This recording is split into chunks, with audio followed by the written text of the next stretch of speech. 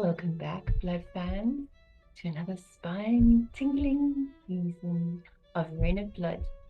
This is season 4, and we're diving even deeper into the captivating world of sharps and needles, where every prick can spark joy, and every heartbeat resonates with electrifying thrill of connection.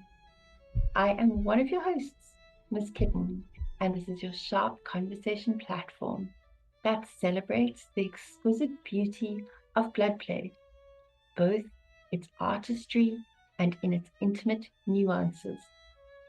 As we gear up for our next big event, Ordeal, get ready to immerse yourselves in stories that will ignite your passions and challenge your boundaries like never before.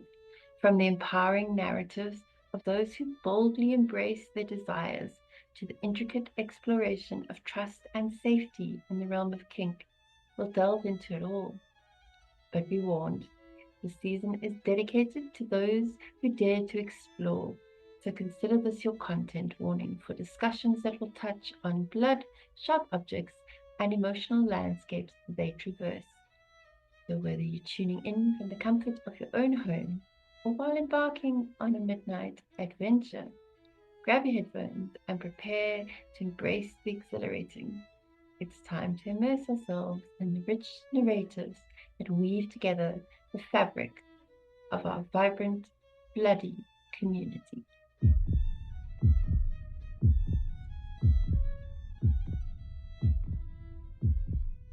Hey, amazing Sharps humans. I'm so excited to be back with Sharps and season 4 of the Reign of Blood.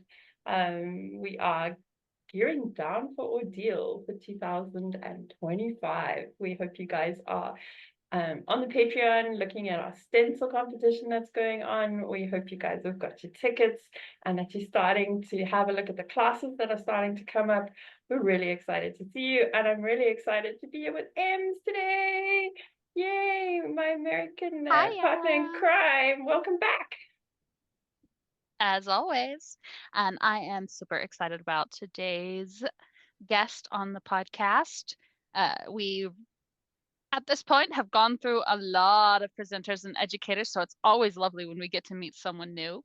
Joining us today is Oran Julius, which I have to not add the j to orange because, yeah, yeah, that's a thing for me.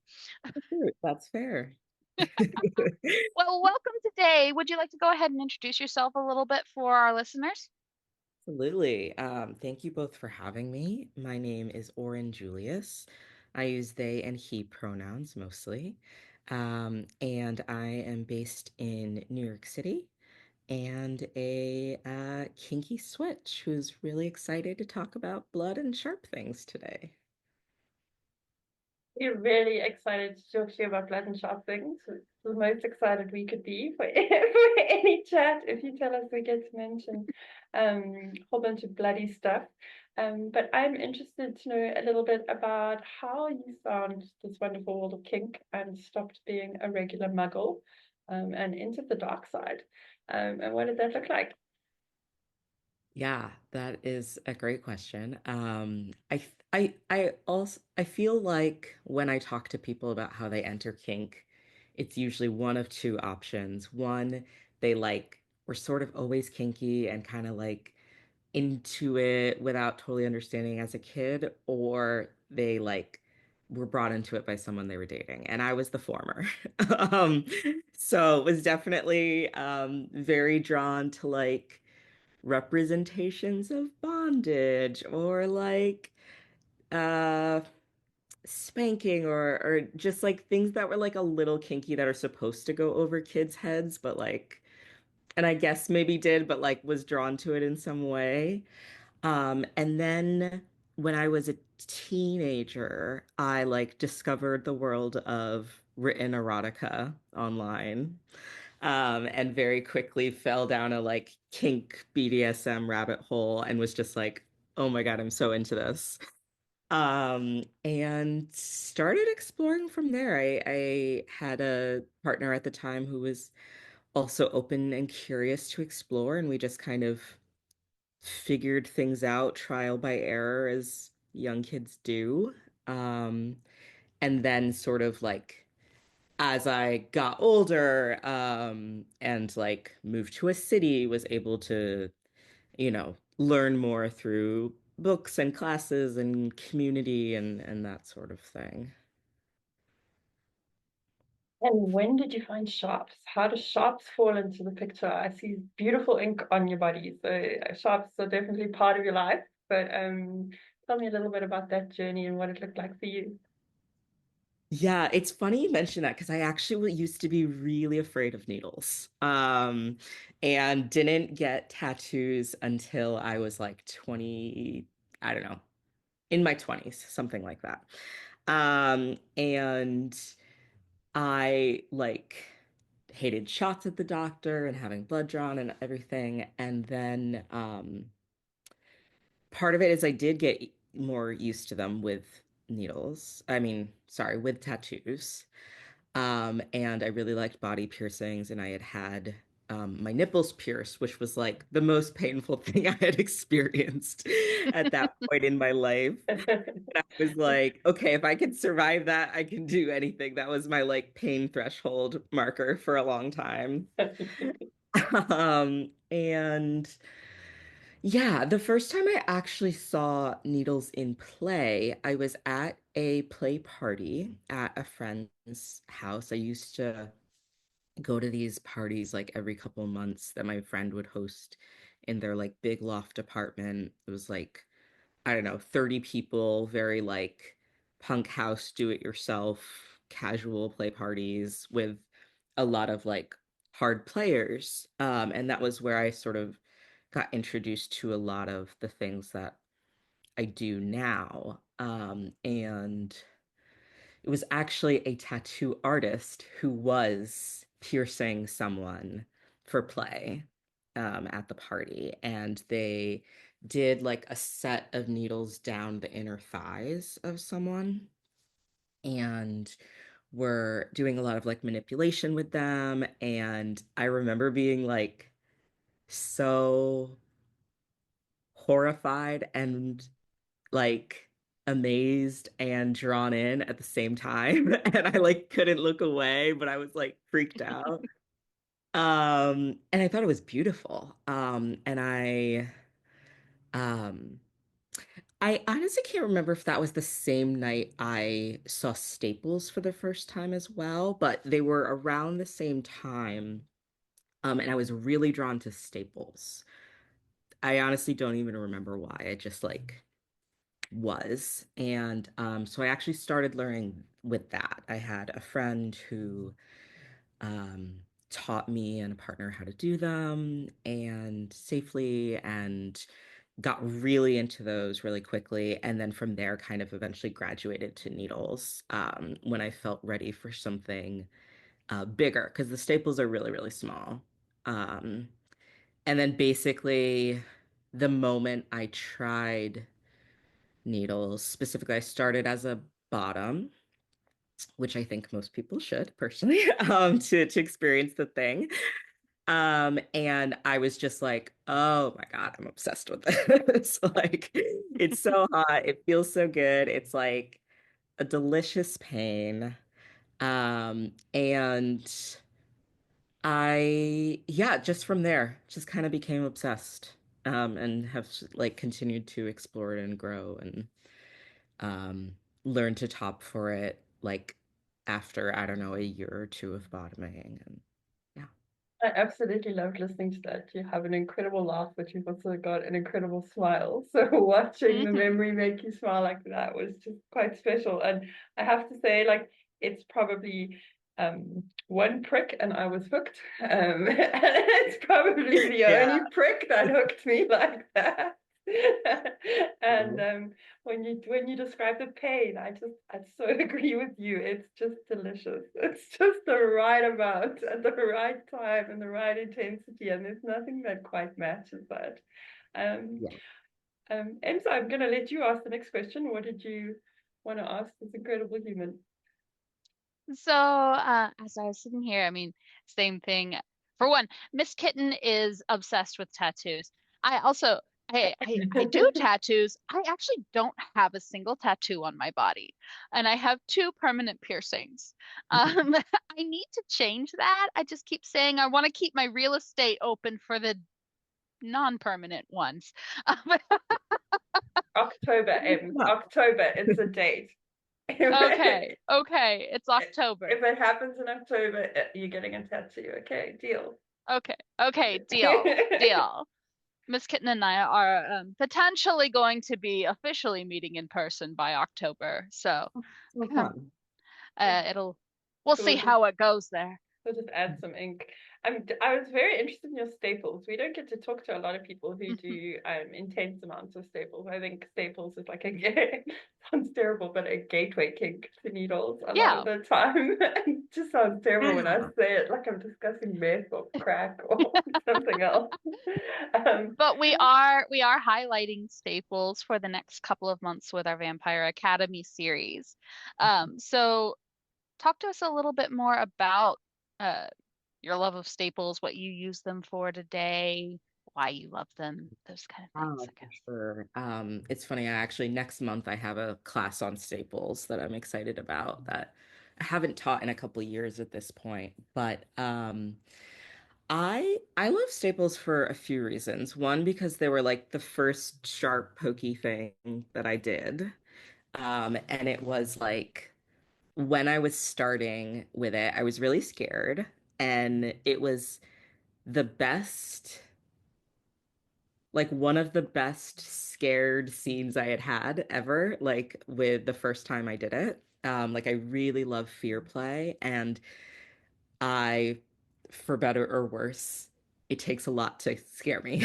Um, and generally the things that do are things that are new, like a new unknown pain thing. And so that like first instance of having that was like one of my most favorite scenes of all time, with my partner. And I, yeah, so special place in my heart just for that reason alone. But also, I really love um, that when it comes to sharps, they are, I think, a much more accessible form when it comes to like um, hand dexterity. So like if you to like do needles, you need to have a pincer grip to be able to like hold them and maneuver them, which not everyone can. And like I have um a what's the word? I have a like degenerative disease that messes with my joints and stuff, and I can have a lot of hand pain. And so the way that medical staplers are designed, they're just like way easier to manipulate. And so that I think is just like really exciting to me that it is inherently a more accessible form of sharps play. Um, and then I like that like they seem really scary to people, but are also like a lot less intense than needles, I think, personally. But I like that also you can make them a lot worse if you want to. So, particularly, if I'm doing something where I'm really wanting to torment someone as a top, like I will put staples in them and make them do movements that will then make the staples move around and scratch inside. And everyone hates that, and it's so fun for me. And then the other thing that I really love to do is basically like, um, how would I say this? Like DIY easy suturing, basically, where you staple one body part and another body part, and then you zip tie them together. And that is a really fun form of like easy predicament bondage. I like have very little rope skill, so that's an alternative for me that I just think is really fun and silly and painful. I have both done it to people and had it done to myself, and it hurts. So those are some of my favorite things with staples. I'd say the biggest disappointment with them is that they do not produce much blood, which is a big part of the fun. I'm just so impressed just speaking all the right words. And the use of zip ties instead of rope definitely ticks my boxes. My rope is more hibachi than shibari. It's, very basic. After many years and lots of money on lessons, I'm still completely useless. So I absolutely love the zip tie thing. I'm definitely going to use that. Highly Same, recommend. same. Because I usually use either wire or medical tape or some sort Zip of tie sounds so much line. more But the fun, zip ties right? the zip ties sound evil. I like this. I like it. They are I super wonder. evil because they don't move as easily as they like Uh-huh. line, and so they'll like jerk and like flip on the people, and it hurts. I'm gonna have to try these with non-skin staples now. Yeah, yeah. That's gonna be what's next for me. And thankfully they're because of the plastic, they're relatively easy to sterilize. So there's that as well. Yeah, the disinfection aspects would be significant. I'm gonna have to do a lot more research into this, and I'm gonna have to do some. It ticked my box as well. I was also smiling after that. I think that's definitely something that I could do, and it sounds faster and easier to thread than trying to get anything else through the staples because it's quite a hard piece of plastic. So I really like that. That was a great I do top like tip that. for me to take home to torture others this week. Yeah, I should shout out my friend Priestex, who is a NYC area top who taught me that. It was after they took my Staples class years ago, and then they came up with this idea of like how we skin sew in this way. And they were the person who did that to me. And I am forever haunted and thankful. I'm less haunted because it hasn't happened to me yet, but I'm very thankful. I'll let you know how it Yeah. goes on the haunted part after we give it a test drive. That'll be fun for staple ripping and popping, I think. That'll Yeah, make this it pretty three-legged simple. race with people tied together with zip ties and Oh my staples. God, that's so good. Yes, yes. Oh God, that has to be a thing now. Yeah, no, that makes instead of doing the zipper and doing it stapled and zipper. Yeah, no, okay, yep. That just ticked Yep. a box for me because Yeah, me too. I'm doing a form of a staple dress, bondage dress for a scene for Kink Fest. That Cool. gives me ideas. That gives me ideas. I have to say, so So, sorry, I'm just gonna give you one staple story really quickly. And my only warning with staples is that they can cause the body to produce adrenaline, and the adrenaline can have negative effects on the body. And if you're gonna pass out from sharp staples, is probably you're more likely to pass out from having a staple than having a needle. Mm. this So is very true.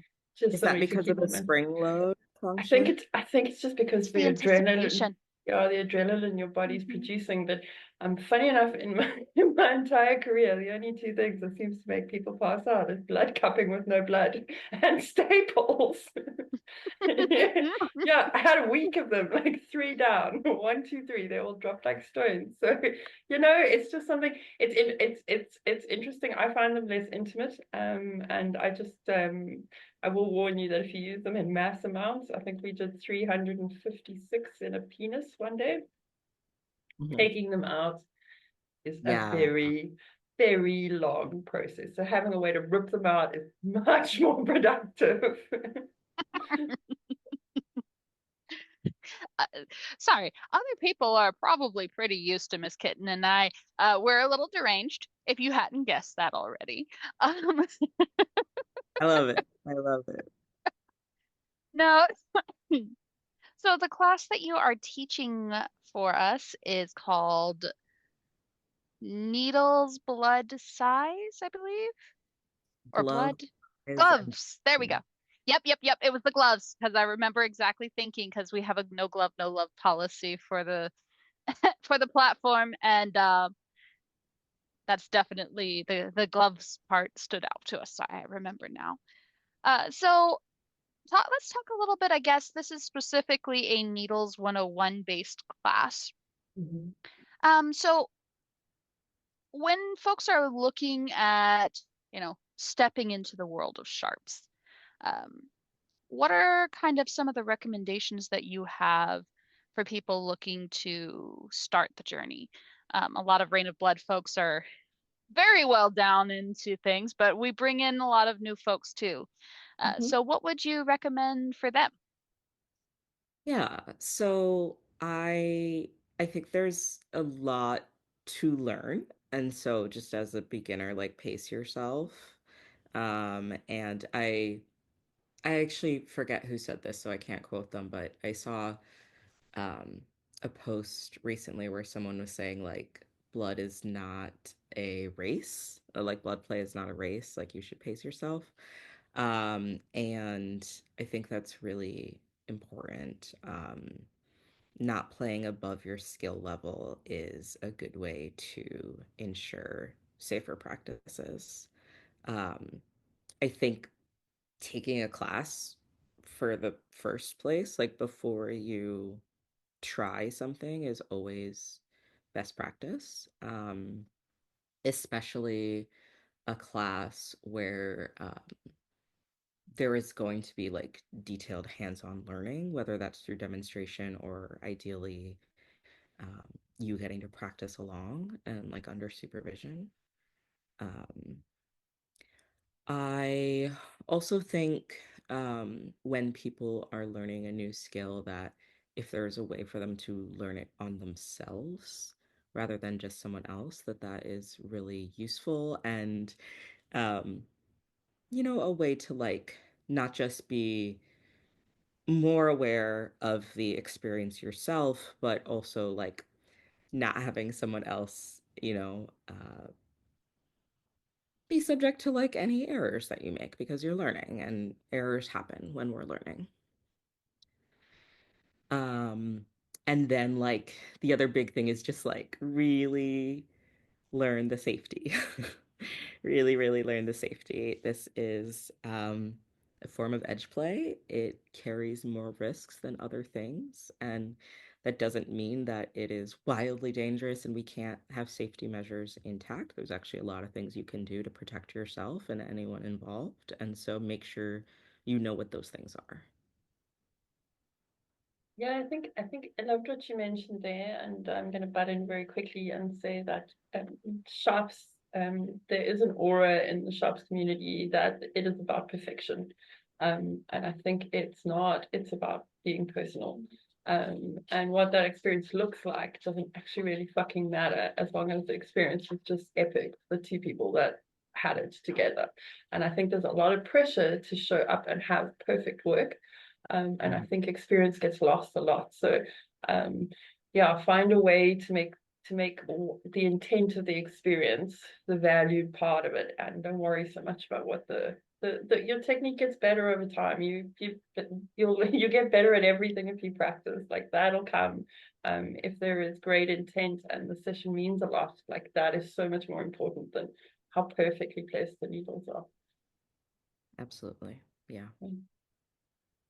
And I think we as a community don't always do a great job of demonstrating what it looks like to be an early sharps player and that it's okay to just try one staple or one needle and that Mhm. that it can be a full experience in and of itself, that there is this whole entire range of experience that can be savored. Again, I love the joy that is very apparent for you when you're talking about your introduction to these things and your journey there. Uh, that is something to be treasured and cherished.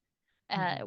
and taking that time, being authentic about it, really makes that useful. I mean, there's lots of things to really enjoy being a beginner at in kink. But I think Sharps is one of those things where, you know what? If you want a journey, you can have that journey for the rest of your life, literally, and probably beyond.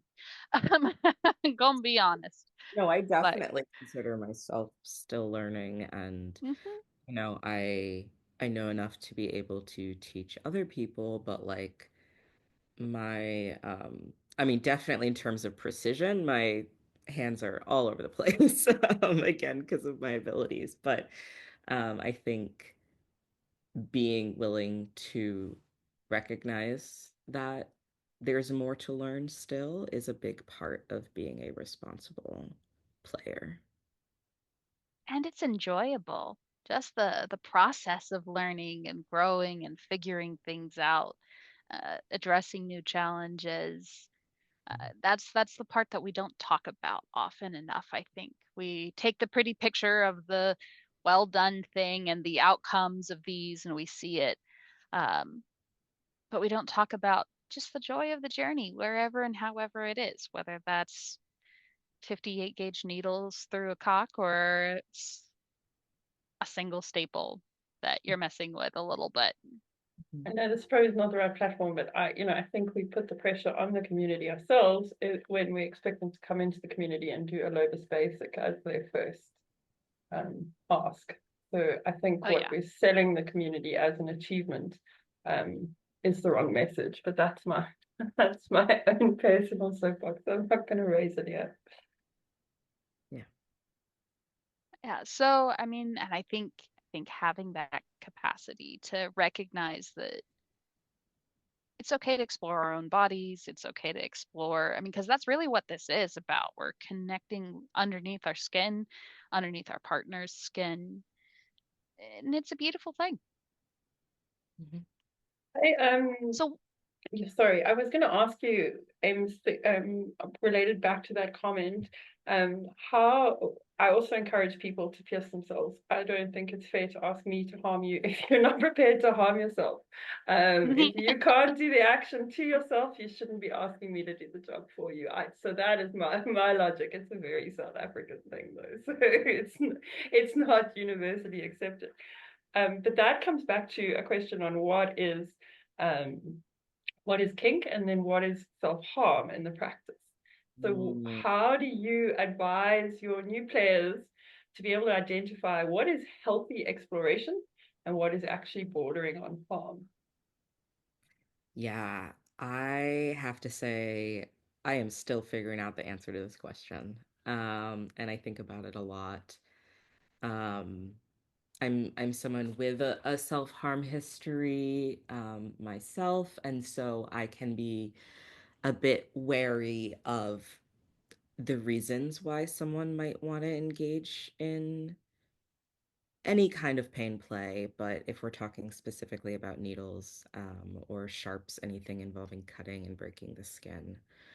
Um, and I think in particular, if someone is self-piercing, that makes me just like kind of look a little closer in terms of why. I know folks who do it because they want to learn, because they want to practice their skill, because they want to try something different. And then I do know folks who have used it as a self-harm process. And um, the mindset, I think, is the thing that's really different, which is hard for anyone else to identify and say. That's really about the person who is going to be doing the thing and being honest with themselves about what their motivation is. Um, are they looking for release, distraction, learning, pleasure, all of those have different motivations that have like different meanings. And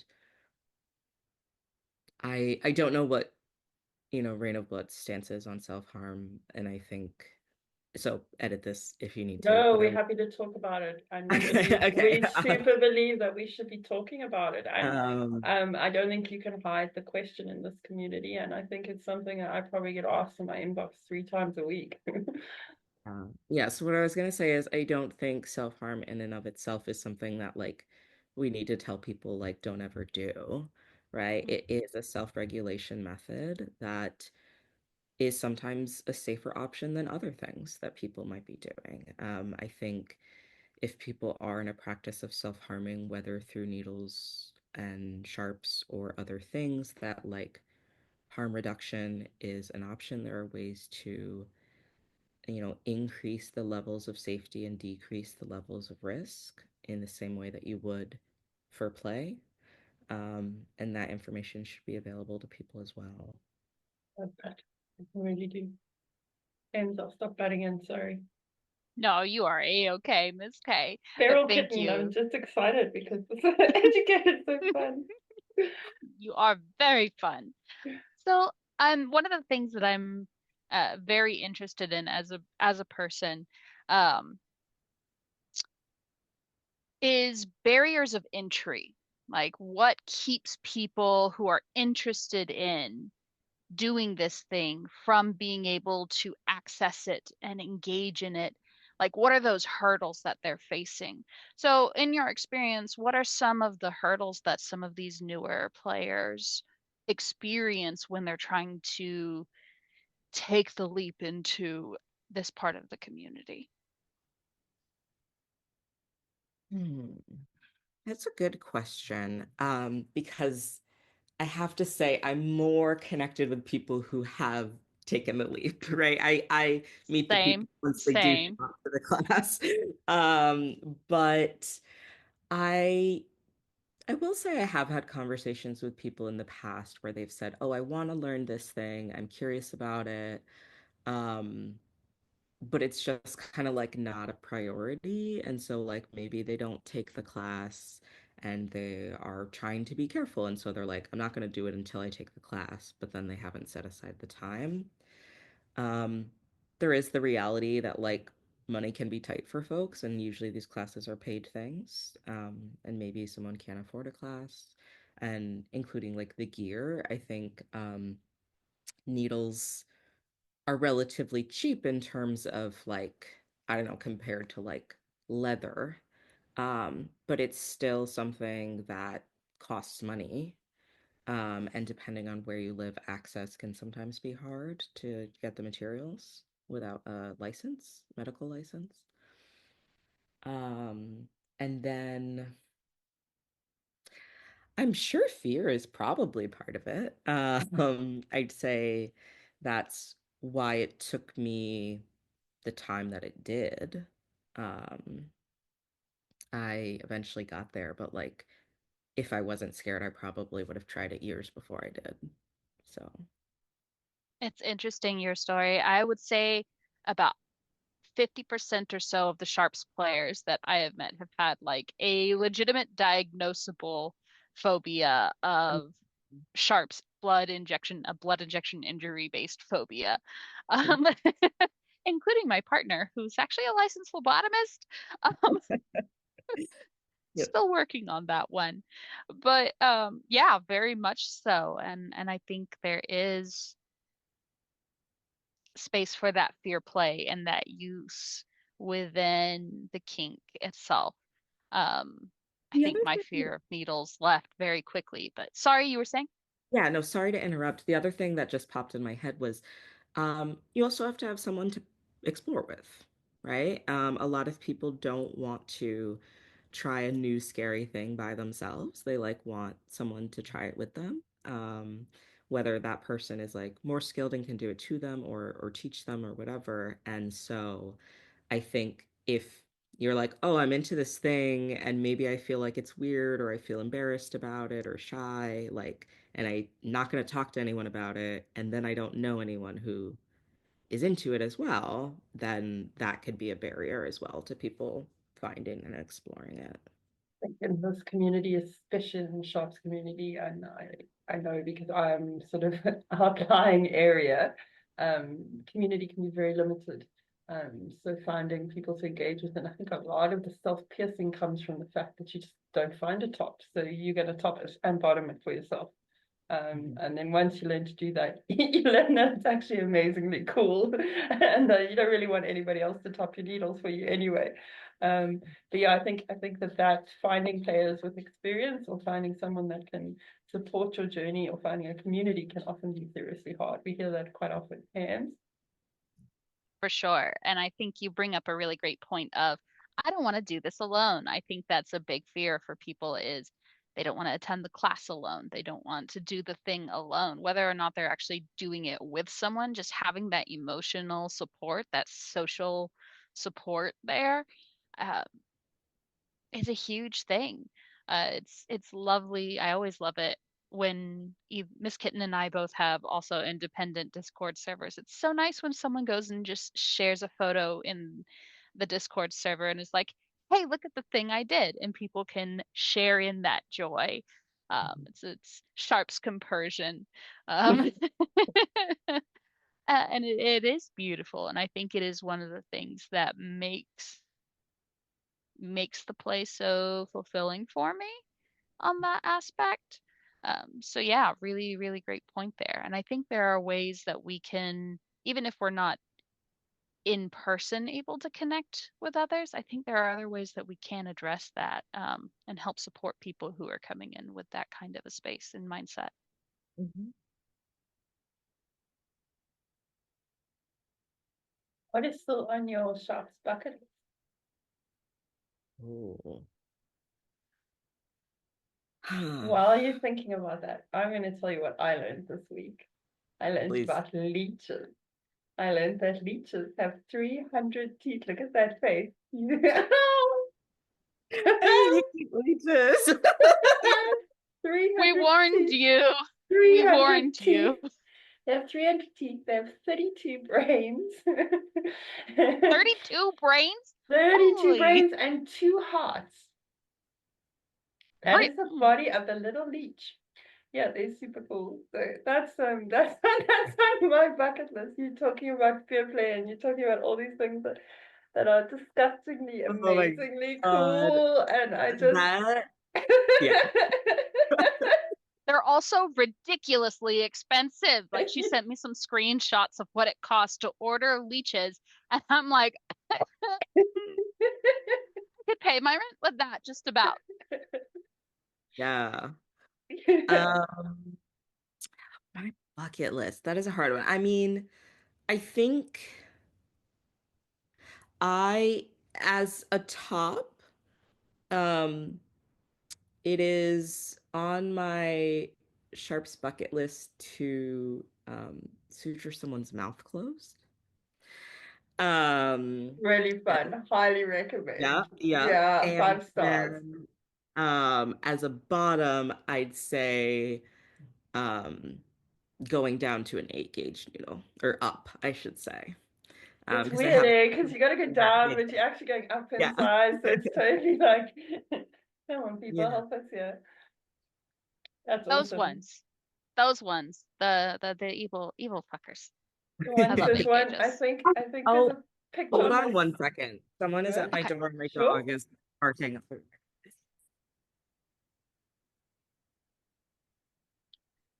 But yes, So, can definitely encourage the mouth suturing of various types, especially with a zipper. So suture the zipper on the mouth.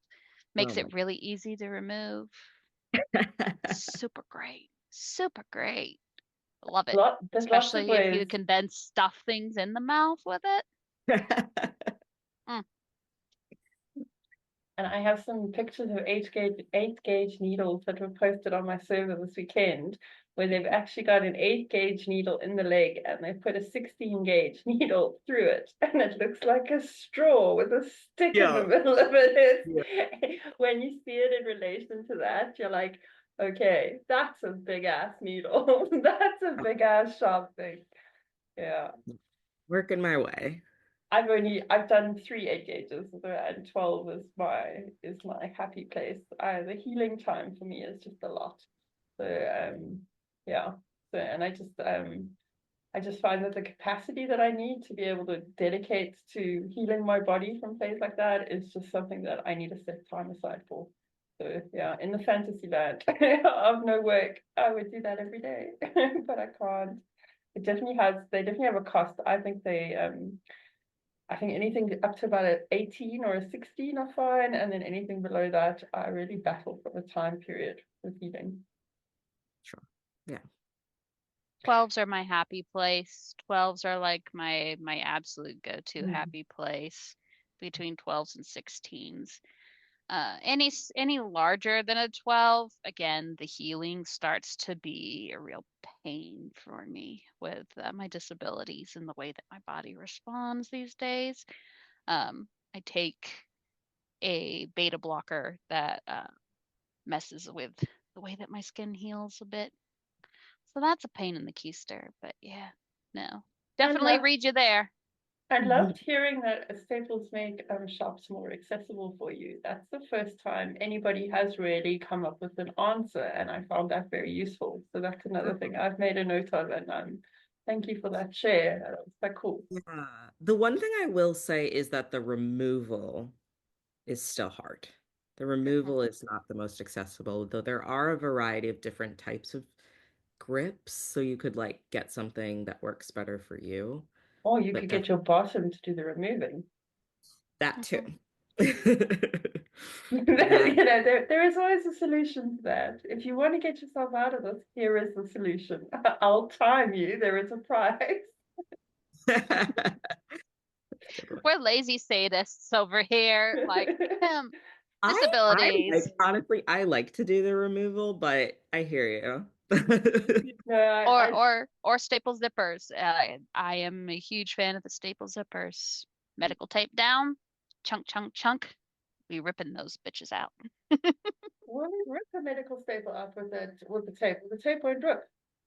It's the tape No, strip. not the tape that I use. So the tape that I use, Oh, actually, I think I've got it over here ready for my staple class tomorrow. Do look I at have it over me here? bumming secret staple secrets from you. You Mine, the tape that I use, maybe it's over. It's still somewhere. I still haven't entirely set up for the class tomorrow. But it's like a cloth based, almost like a bandage okay. one. So it's not like the paper medical tape. Oh, that's what I was Um, thinking. I was just thinking there's no way yeah. that would last. Mm-mm. No, the paper Okay. medical tape rips. But this one is actually like a woven fiber.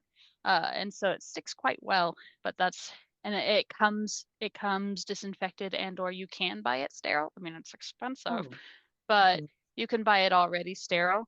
I mean, obviously you're still risking getting something small in the wound, but that's easily within my risk profile. Um, Not like your so friends in yeah. Africa who use the office stapler and a piece of duct tape. Hey.